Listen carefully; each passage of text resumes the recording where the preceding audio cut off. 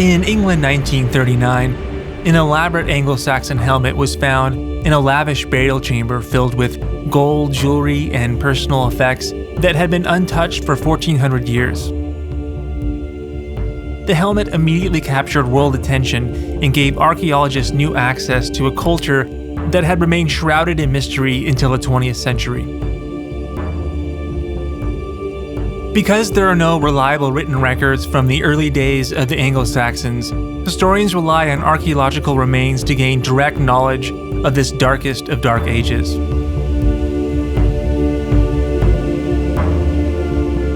Thousands of burial sites have been discovered across Britain, but nothing like this particular burial had ever been found before. The find was so revelatory that the helmet has become a symbol for archaeology itself.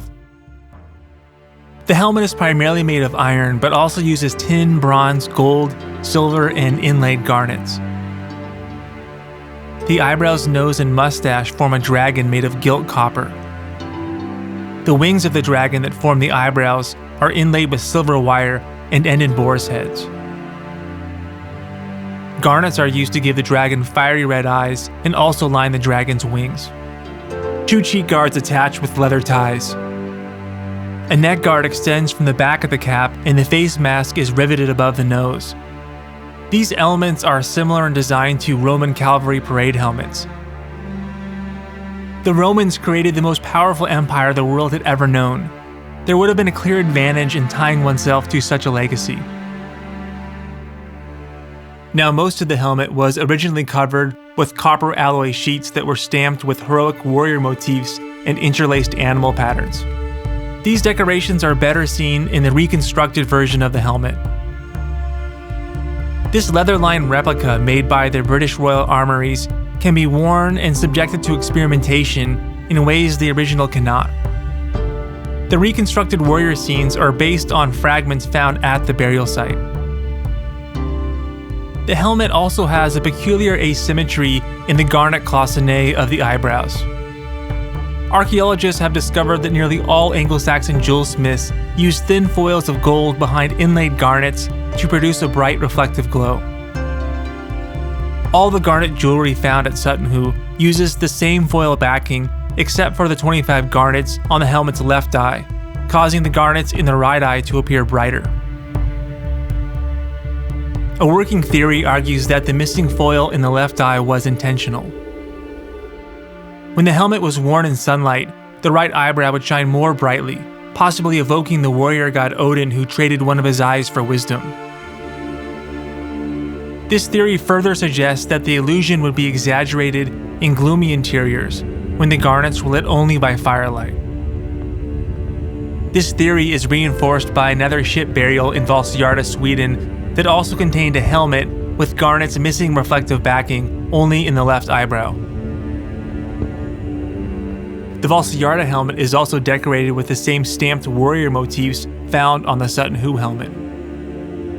These types of helmets were clear emblems of wealth and power, and could have doubled as battle crowns. We might even imagine the owner of the Sutton Hoo helmet claiming to descend directly from Odin, as many Anglo-Saxon kings did.